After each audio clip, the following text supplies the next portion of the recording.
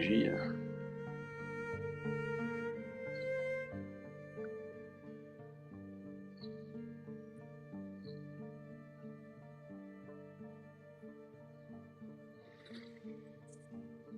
A gente vai se colocando na postura de meditação.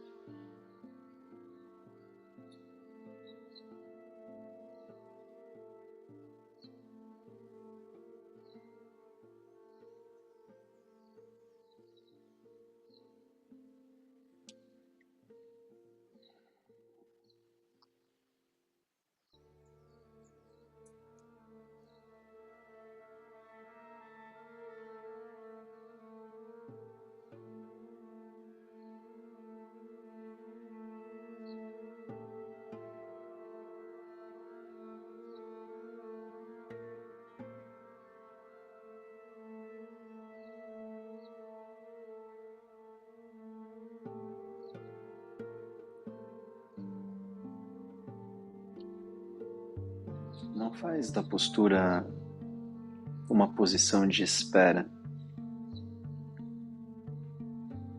como se ela fosse uma preparação para que alguma outra coisa aconteça.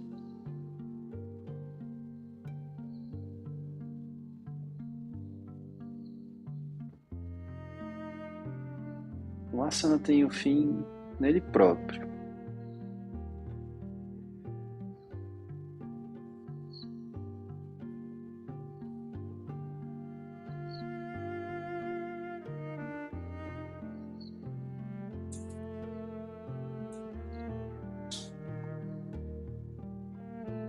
Então você se coloca da melhor maneira possível na postura.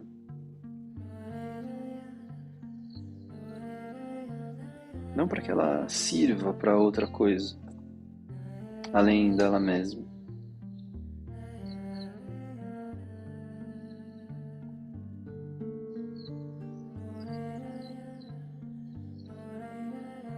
Então a postura, ela não é uma posição de espera.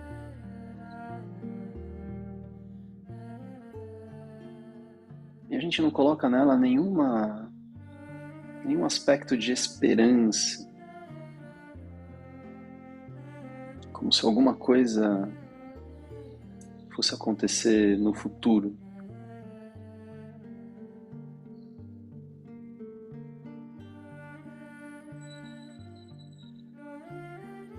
Aliás, a gente vai procurando tirar da prática, como um todo, qualquer aspecto de esperança. Essa esperança de alguém que espera, essa esperança de alguém que coloca adiante, essa esperança de alguém que fica colocando no futuro uma idealização daquilo que quer que aconteça.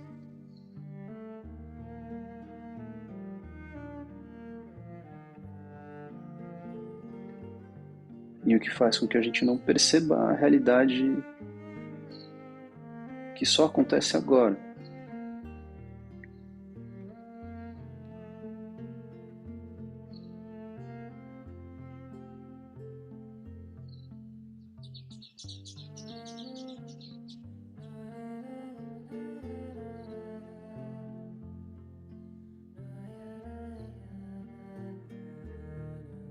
Um asana não é uma posição de espera.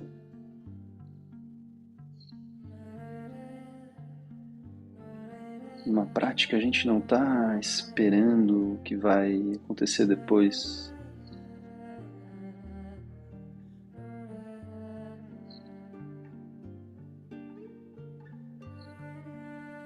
A gente procura lidar com o instante.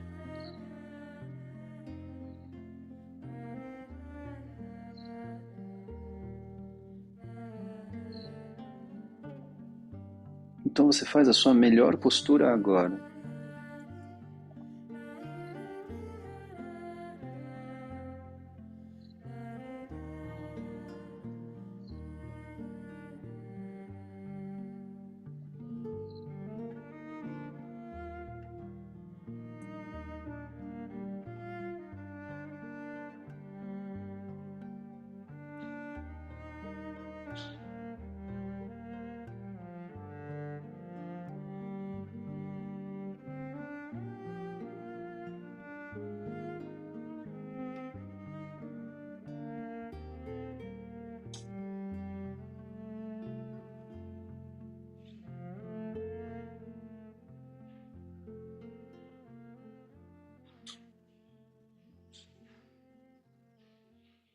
fazemos nosso mantra.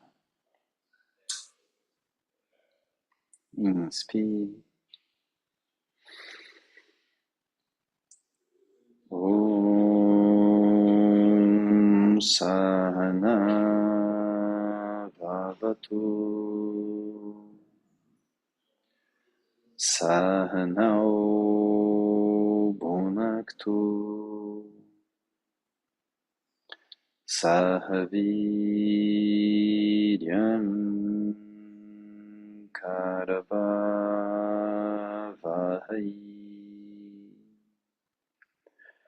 Tejasvinavadhitamastu Ma vidvishavahai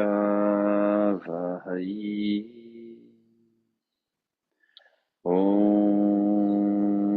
Shanti Shanti Shanti.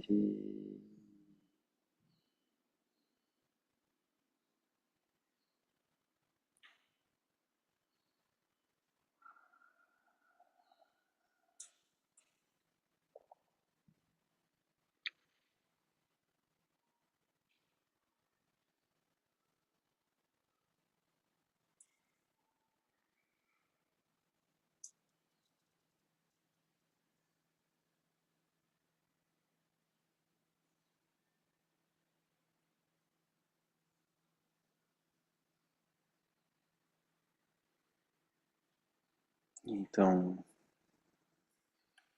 deitamos de costas.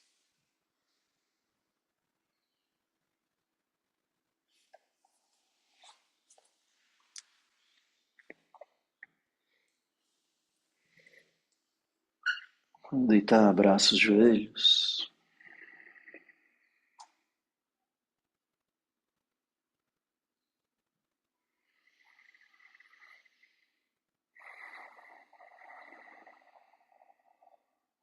Faz uns balancinhos, levando os joelhos de um lado para o outro.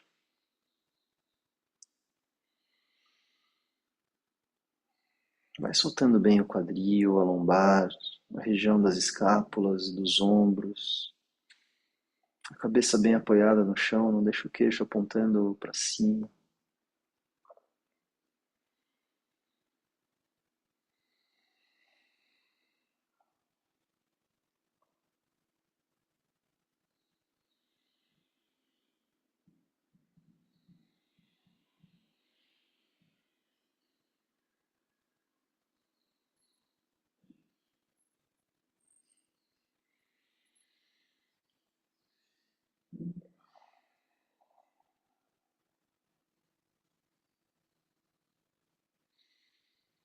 Solta os joelhos, apoia os pés no chão.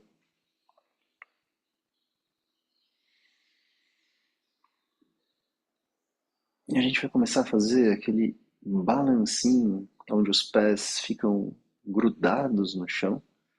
E você começa a fazer como quem quer mover os pés para frente e para trás. Mas os pés não saem do chão, então isso começa a criar um movimento, um balanço no seu quadril. Mas é o sacro que está apoiado no chão, essa parte de trás do quadril, e o sacro é arredondado, então ele não fica arrastando pelo chão, mas ele rola. Pequeno movimento de rolamento, para frente e para trás.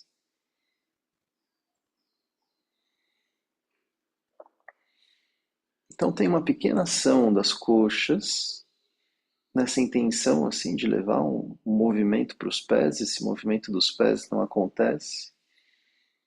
Então o que balança é o quadril.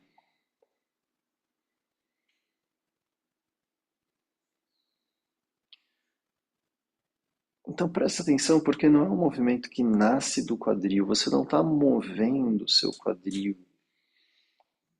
O quadril, ele se move como uma consequência. Ele balança. Como se alguém estivesse balançando o seu quadril. Como se alguém chegasse assim nos seus joelhos ou nas suas coxas e começasse a empurrar para frente e para trás. Se você deixar o quadril muito travado, muito rígido, é como se ele fosse se arrastar no chão, mas se você deixar o quadril bem relaxado, ele faz esse movimento arredondado.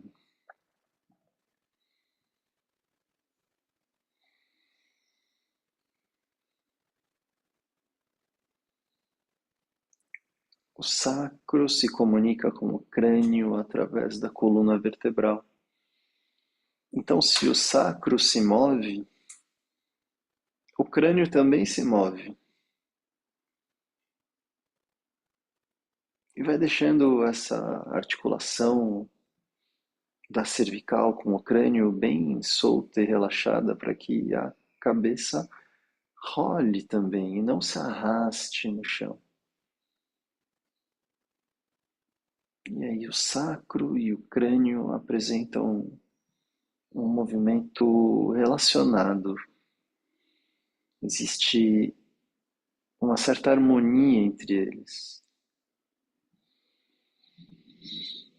E eles se comunicam através da coluna vertebral. A coluna que transmite esse movimento. Não como uma barra, não como um bastão, mas como alguma coisa flexível.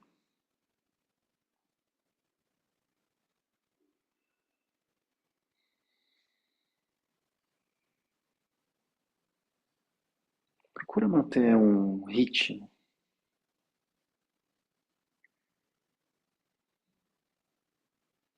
Vai se deixando embalar nesse ritmo. Como se já nem fosse mais você fazendo de fato. Como se fosse uma espécie de um pêndulo que ele continua em seu movimento, quase sem nenhuma ação.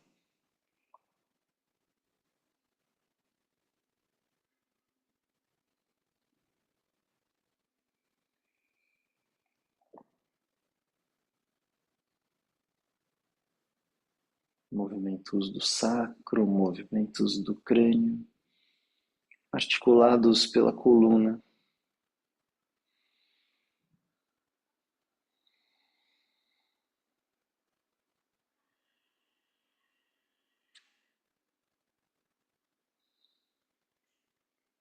E para com os movimentos.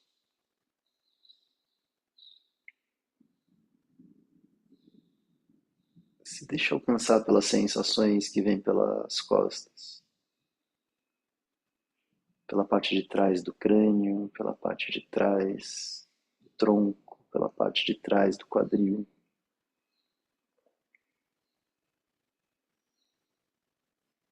Como se isso de alguma forma fosse trazendo uma onda de relaxamento.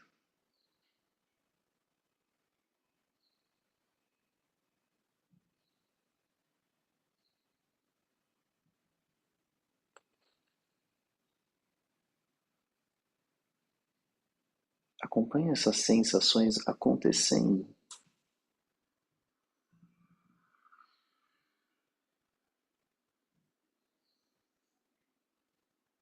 As reações do corpo acontecendo agora.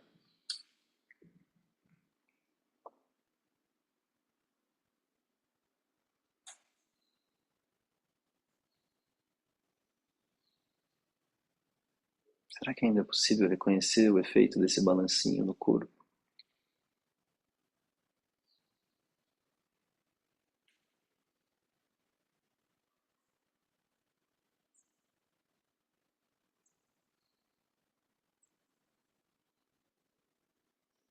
Abraça os joelhos outra vez. Puxa os joelhos para o peito. Agora puxa com um pouco mais de intensidade. Você puxa os joelhos para o peito, mas ao mesmo tempo você quer levar o sacro no chão. Isso faz com que as coxas se aproximem mais do baixo ventre. Deixa essa pressão desinflar o baixo ventre.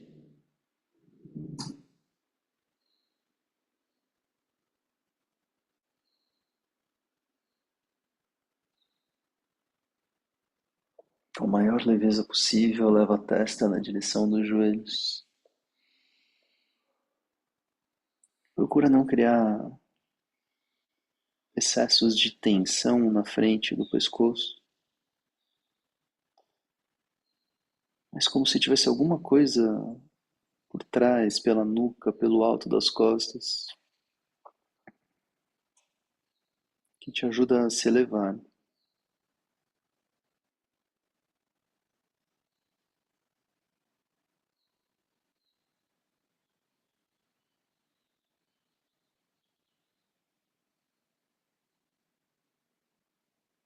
Volta a cabeça, volta os pés no chão.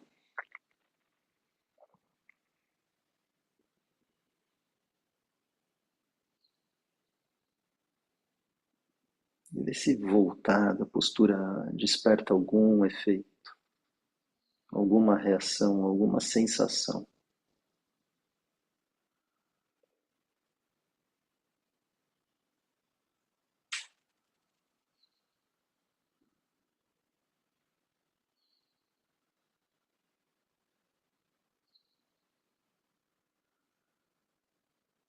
A gente começa o balancinho outra vez, como se fosse empurrando os pés para frente e para trás, e isso começa a produzir esses movimentos do quadril.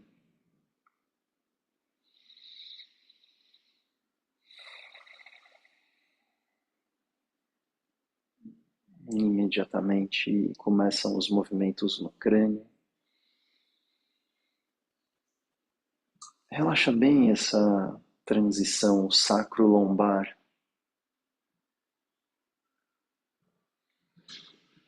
Relaxa bem essas articulações pela coluna.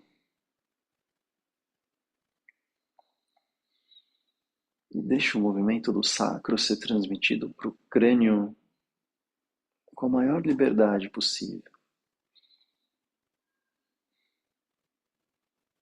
Então você não está movendo o quadril, ele está sendo movido. Você não está movendo a cabeça, ela está sendo movida. A sua ação acontece nos pés e pernas. É como se alguém balançasse as suas pernas e isso cria um movimento. Relaxa como quem desgruda um pouco os músculos dos ossos. Desgruda um pouco esses músculos dos ossos do sacro, bem onde o sacro se apoia no chão.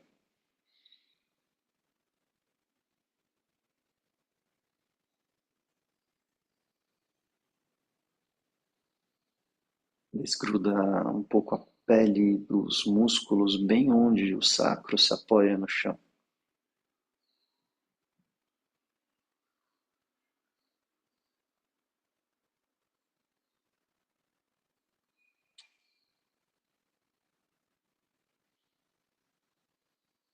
E procura fazer o mesmo no apoio das escápulas, desgrudando um pouco os músculos dos ossos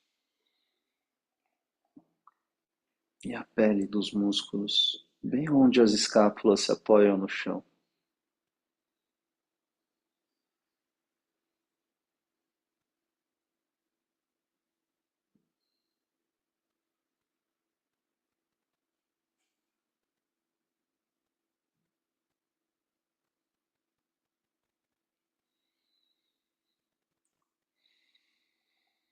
E o mesmo com a cabeça nesse ponto de apoio do crânio.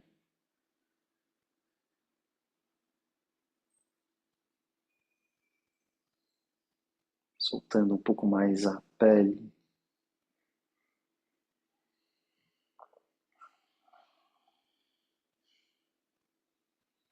Como se isso criasse assim um efeito sensível em toda a região do couro cabeludo até o topo da cabeça.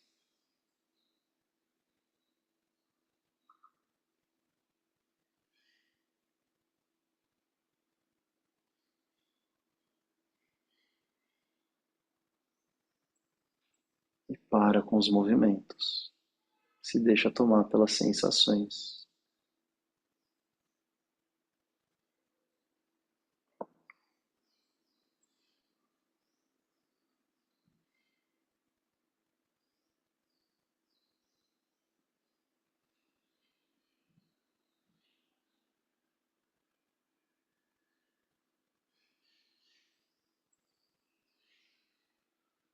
Possivelmente uma certa sensação de vibração na superfície do corpo.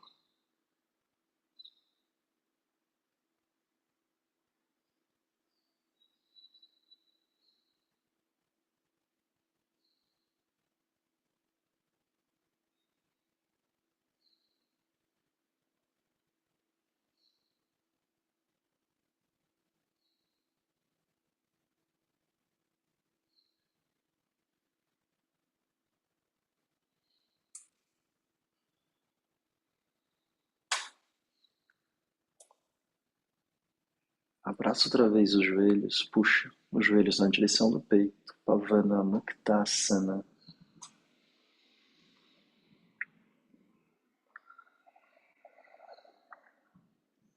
Aproxima bem os joelhos do peito e procura aproximar bem o quadril do chão. Ou seja, você traz os joelhos para o peito sem deixar subir o quadril. Traz a testa na direção dos joelhos.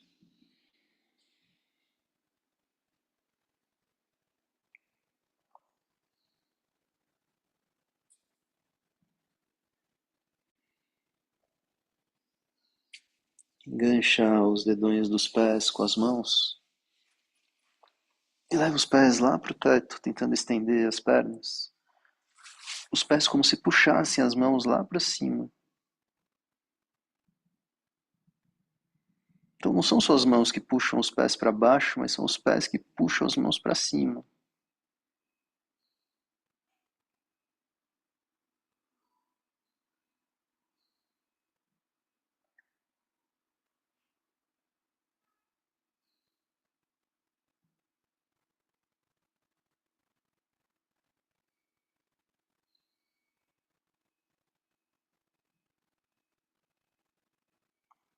Mantendo a postura, afunda bem o umbigo na direção do chão.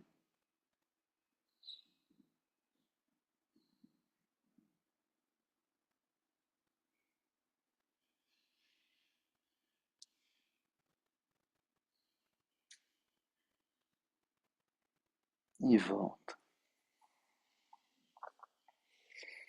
Voltar, apoia a cabeça no chão, apoia os pés no chão. E vai estendendo as pernas, passando para o Shavasana.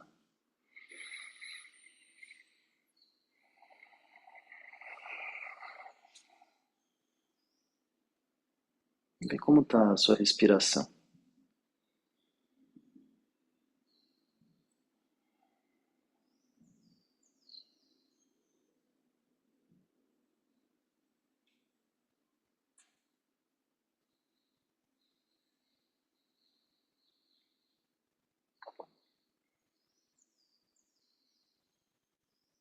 Vê se há uma certa presença no corpo como resultado da prática até agora.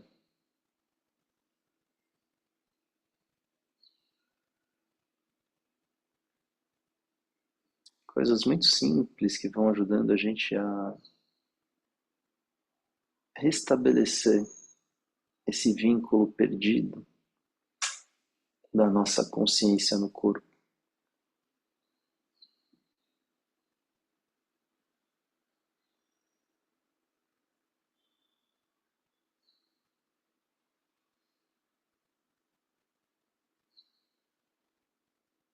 Refazer essa ligação.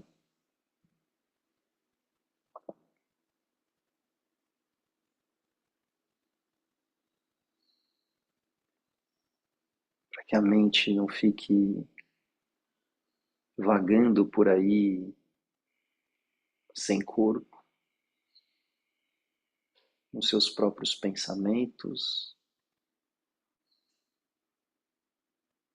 para que o corpo não fique largado, insensível, inconsciente. A gente procura trazer os dois em conjunto.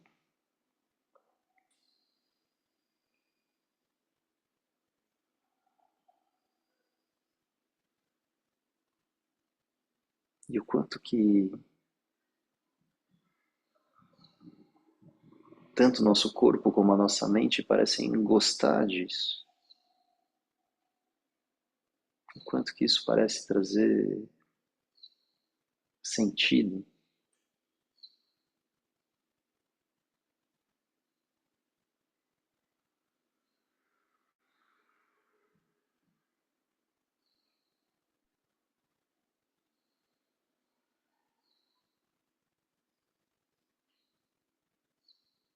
Se precisar fazer algum ajuste na posição do corpo, faz.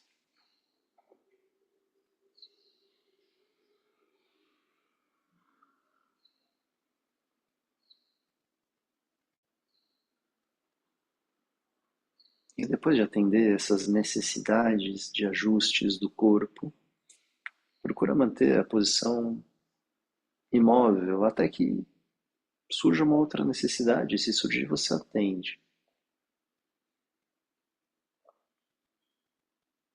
Mas a gente tenta manter o corpo o mais imóvel possível.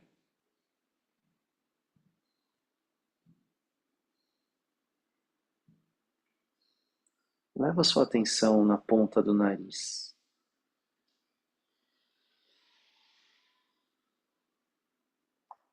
Como quem estabelece um vínculo mente e corpo na ponta do nariz.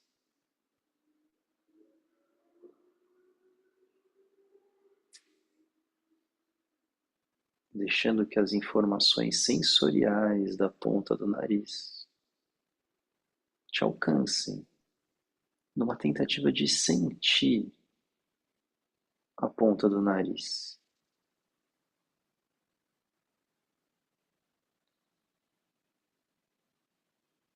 E assim como a gente sai de um lugar claro e entra num lugar escuro, os olhos não enxergam logo de cara e a gente sabe que não adianta insistir.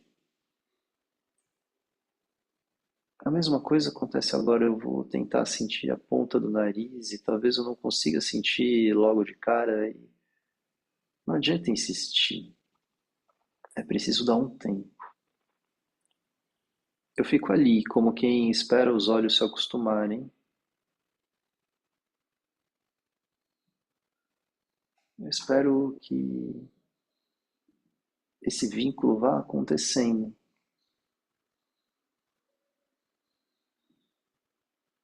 E talvez depois de algum tempo eu comece a sentir alguma coisa na ponta do nariz.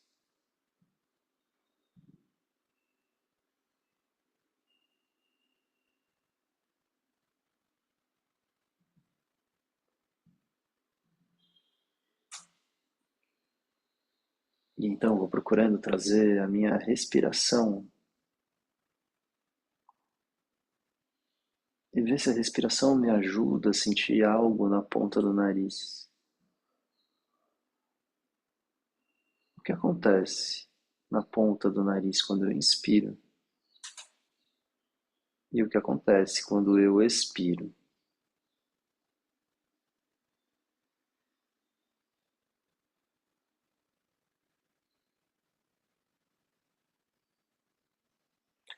E não é do ar que eu quero saber.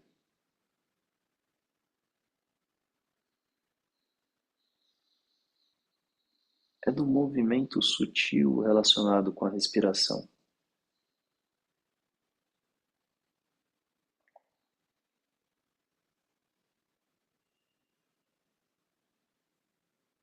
O que acontece na ponta do nariz quando eu inspiro e expiro.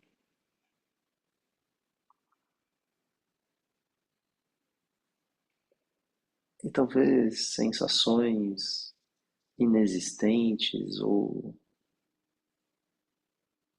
muito abstratas do início começam a se tornar mais tangíveis.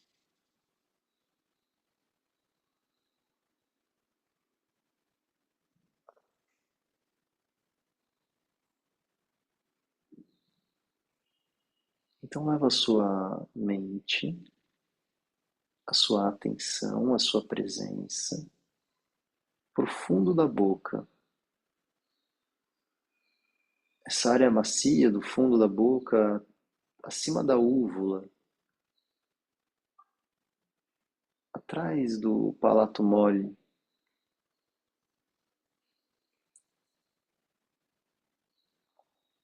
E o que acontece no fundo da boca quando inspiro e expiro?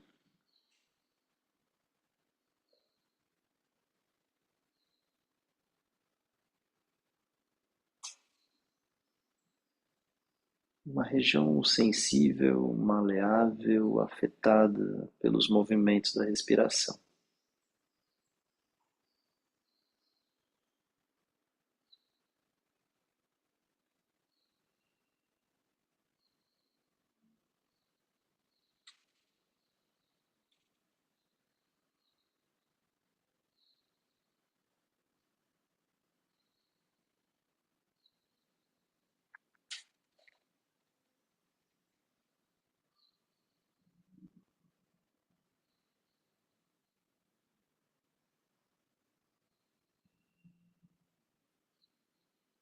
Então leva a atenção para os olhos, dentro dos olhos, com os olhos bem relaxados. O que acontece lá dentro dos olhos quando inspiro e expiro?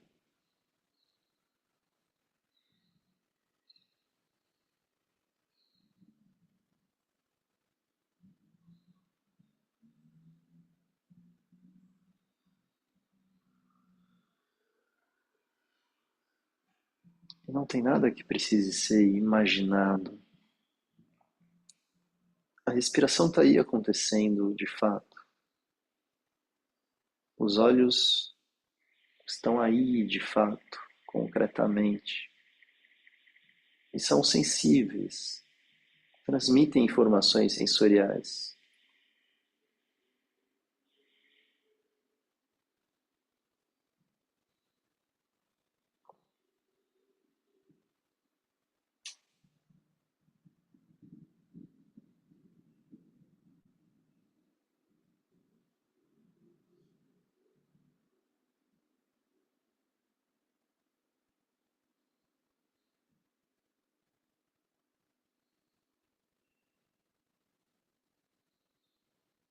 Então leva a sua atenção para esses ouvidos internos,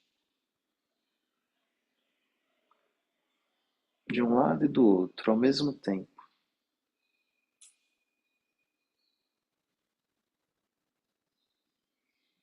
E o que acontece nos ouvidos internos quando eu inspiro e expiro? Relaxa bem as orelhas, em volta das orelhas e as têmporas.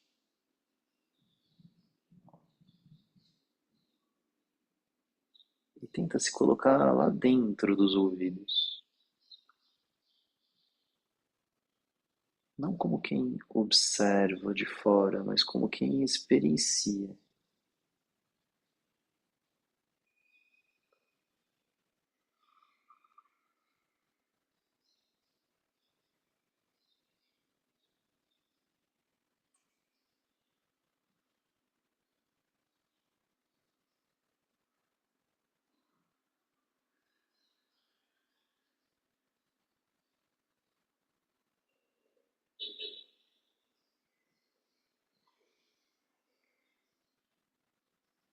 Então leva a sua atenção para o topo da cabeça. Nessa área do topo da cabeça que era macia quando nascemos.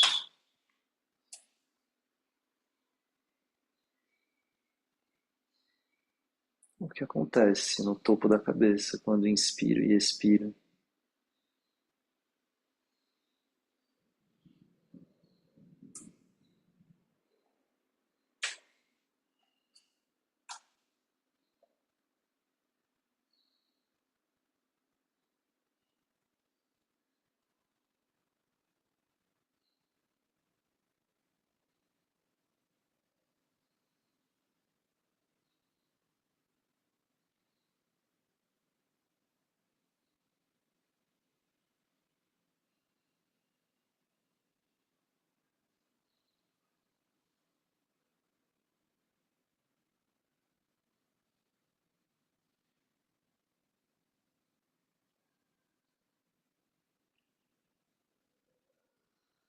repassar a ponta do nariz,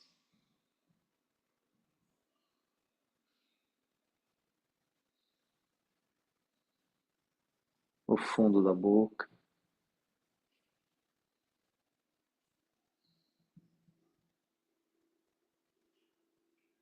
dentro dos olhos,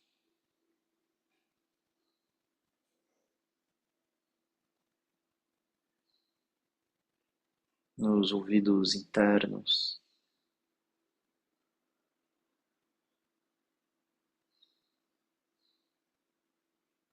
no topo da cabeça.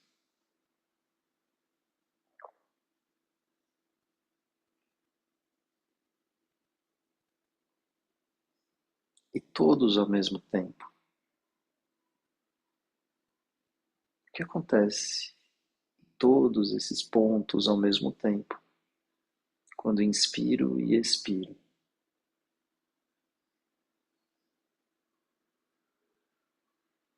Tenta perceber se existe uma direção.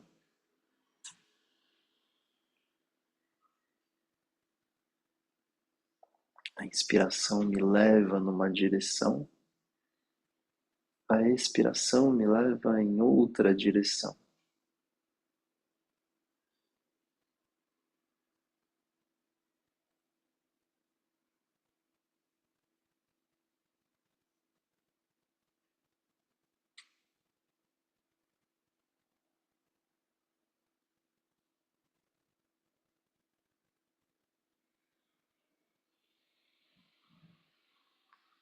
É preciso máxima atenção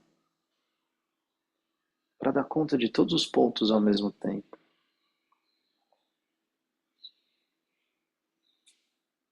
É preciso um relaxamento em todos esses pontos para que eles não impeçam ou dificultem os movimentos.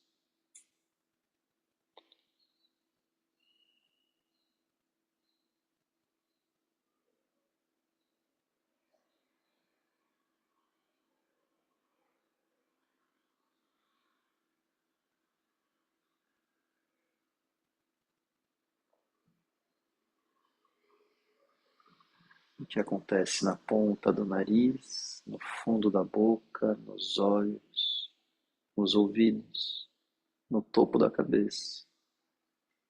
Quando eu inspiro, quando eu expiro.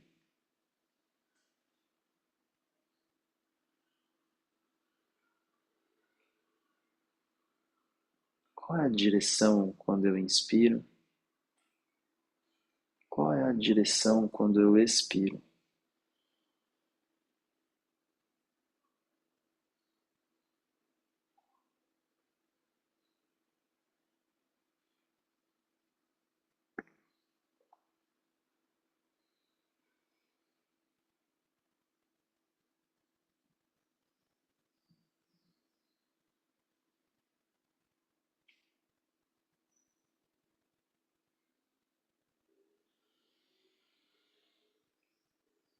Mantendo essa consciência da região da cabeça, vai procurando uma consciência abrangente do seu corpo.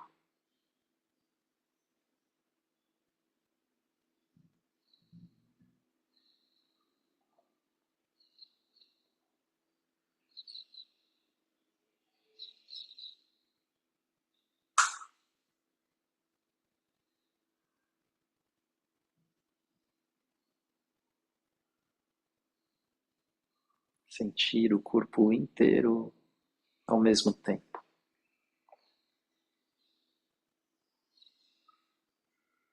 E o que acontece lá dentro da cabeça quando inspiro e expiro?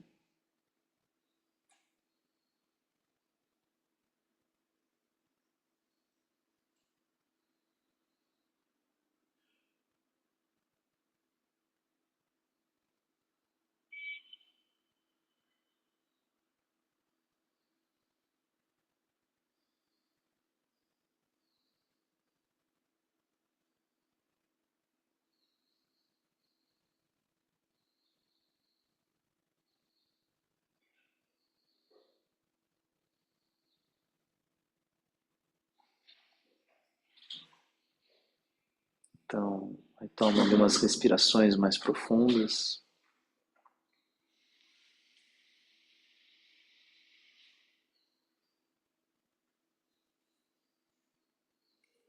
Faz um espreguiçamento.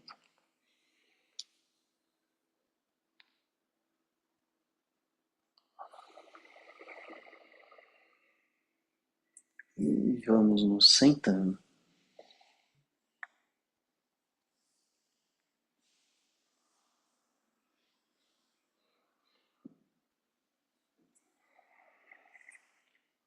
Quando sentar, inclina o tronco à frente, leva a testa na direção do chão ou das mãos.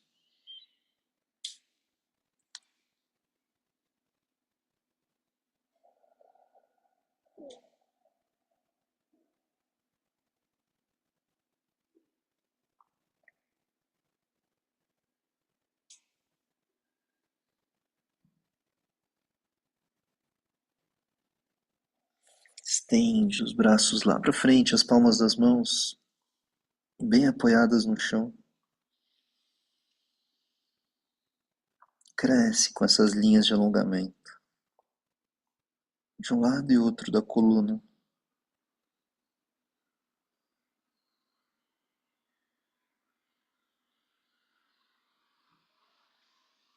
Leva suas mãos lá para o lado esquerdo.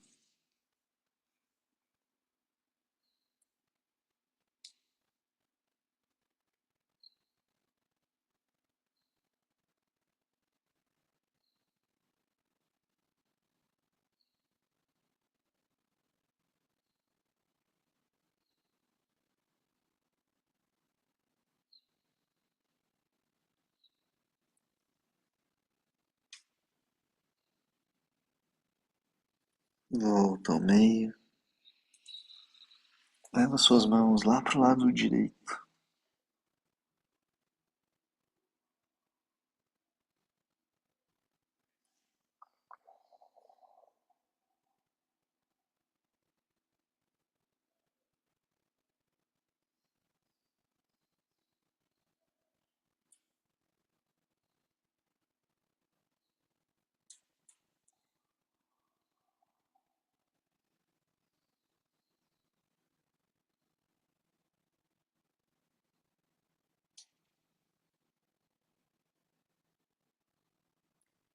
E volta ao meio. E vem, erguendo o tronco. Postura de meditação.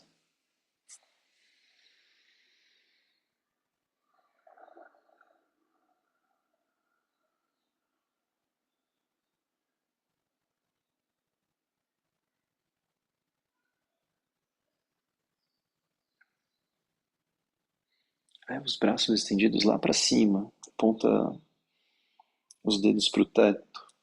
Cresce.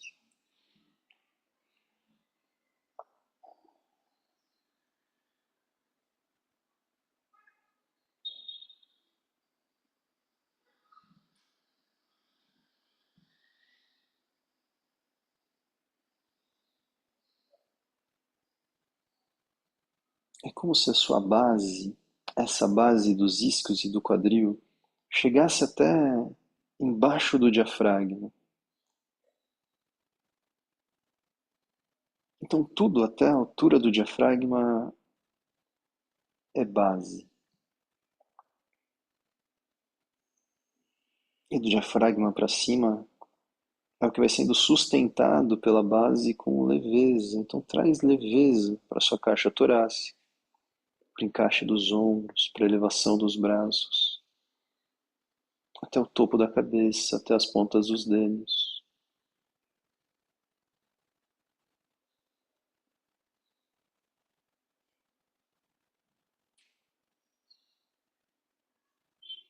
E volta.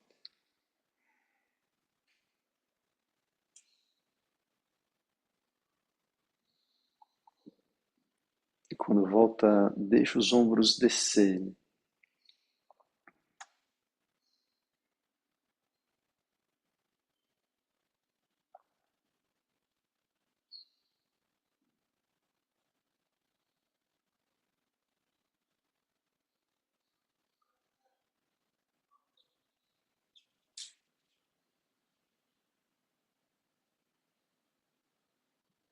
Começa a aprofundar a sua respiração.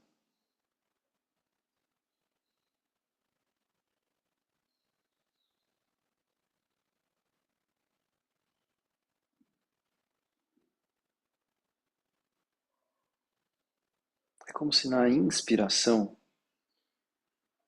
você puxasse alguma coisa dessa base até o nível do diafragma.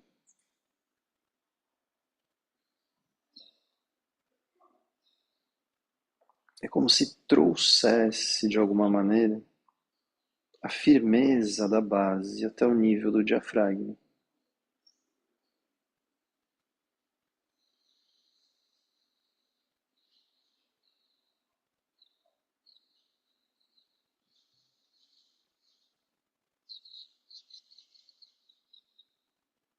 O canal da uretra ativo, o centro do períneo ativo,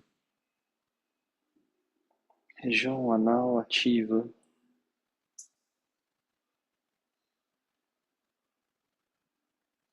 A região anal ativa ajuda a alongar um pouco o cóccix e o sacro, mas sem comprimi-lo. Então o sacro não está comprimido, apertado. O canal da uretra ativo ajuda a puxar a raiz do umbigo. E pela frente, pelo canal da uretra e pela região do umbigo, você traz essa firmeza pela cavidade pélvica e abdominal até o nível do diafragma. Como se conectasse o assoalho pélvico ao diafragma. A sua respiração segue aprofundada. E fica nessa relação assoalho pélvico, diafragma, enquanto você inspira e expira. Como dois diafragmas que se comunicam. Diafragma torácico, esse diafragma que a gente chama de diafragma mesmo, esse diafragma respiratório, mas o diafragma pélvico, que a gente chama de assoalho pélvico, mas que atua como um diafragma.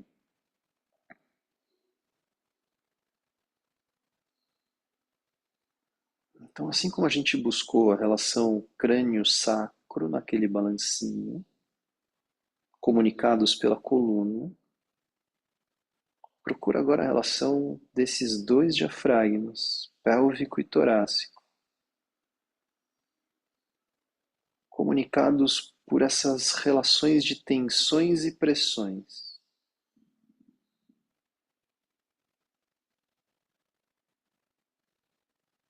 Vai aprofundando a sua respiração.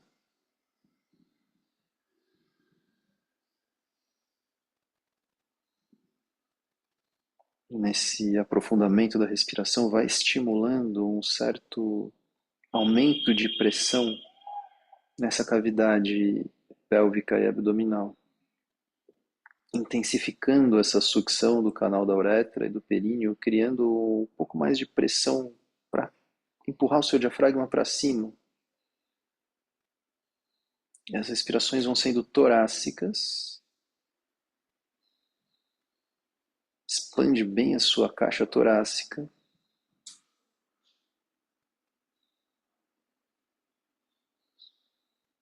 Mas vai acompanhando a relação entre esses dois diafragmas, as tensões e as pressões que comunicam um com o outro.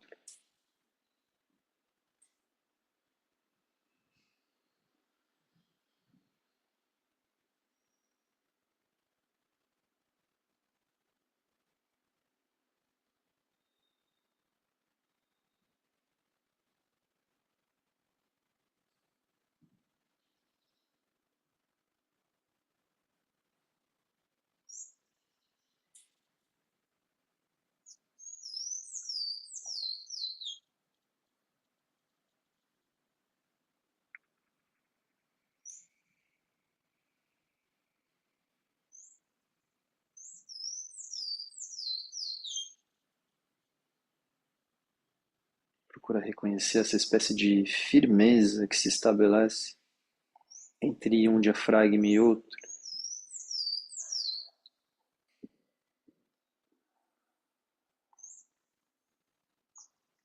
E a sua caixa torácica acima do diafragma torácico flutua. Acompanha lá dentro da caixa torácica esses movimentos dos pulmões, se preenchendo e se esvaziando.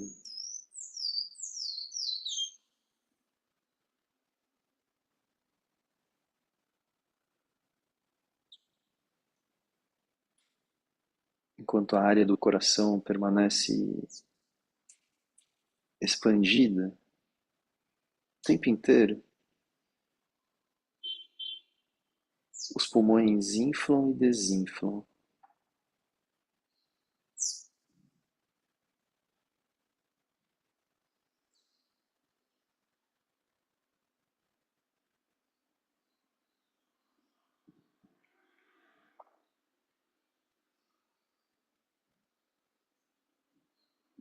Os pulmões inflam e desinflam em torno do coração, mas o coração não se espreme por causa disso. Você cria uma força de expansão. Não deixa o coração se comprimir.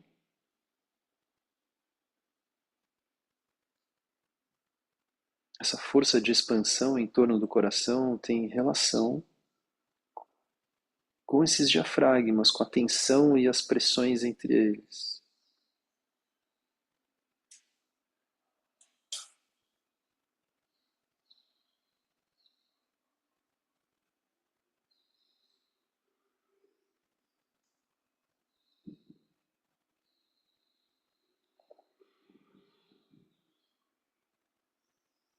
Essas tensões e pressões mantêm as suas costelas sempre um pouquinho mais expandidas. Essa tensão das costelas percorre a parte de trás e da frente dos ombros, os braços e vai até as pontas dos dedos das mãos.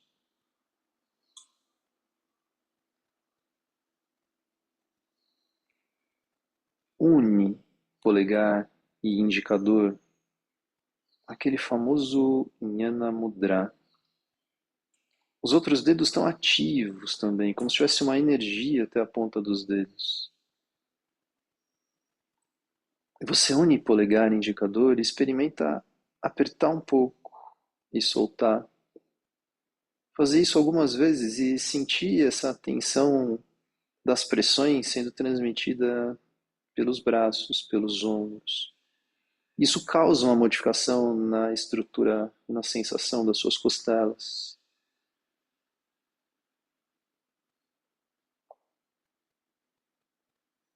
O mudra que não é só simbólico, mas é sensível. Ele causa alguma coisa, alguma mudança no corpo. E você usa essa pressão do polegar contra o indicador para aumentar um pouquinho a expansão da sua caixa torácica.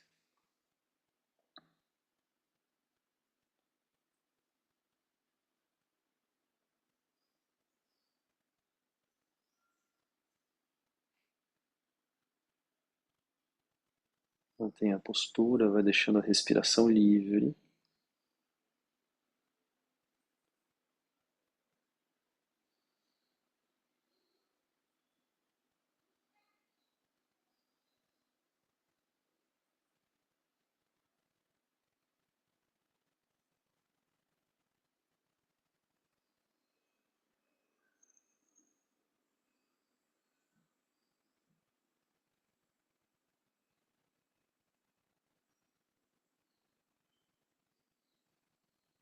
A relação entre os diafragmas e essa sensação de que sua base vai até abaixo do diafragma torácico.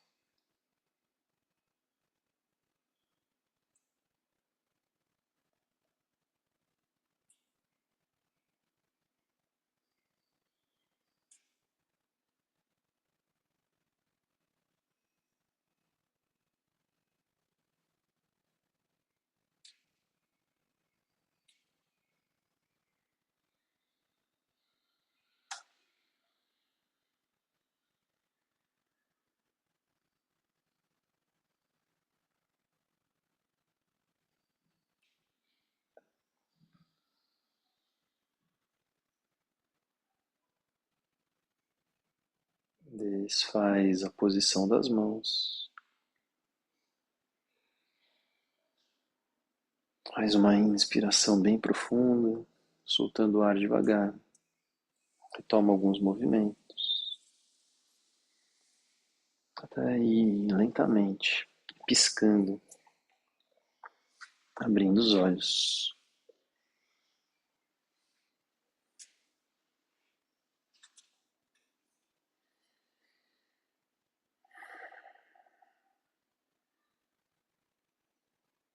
No seu tempo, sem pressa. Se você quiser, fica um pouco mais aí.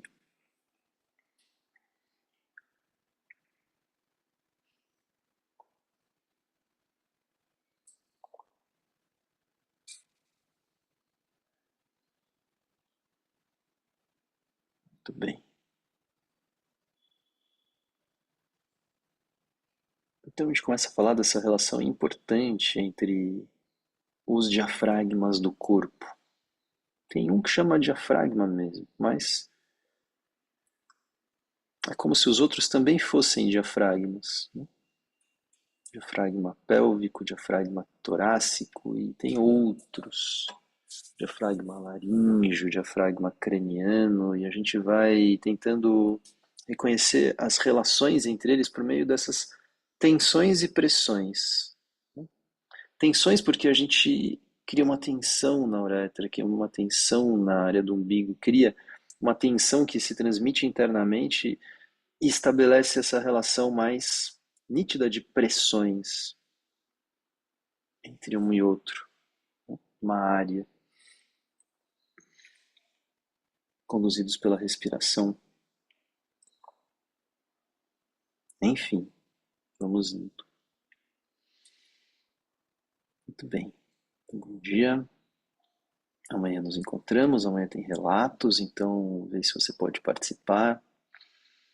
Sempre muito bem-vindas as contribuições. Valeu, bom dia, até já.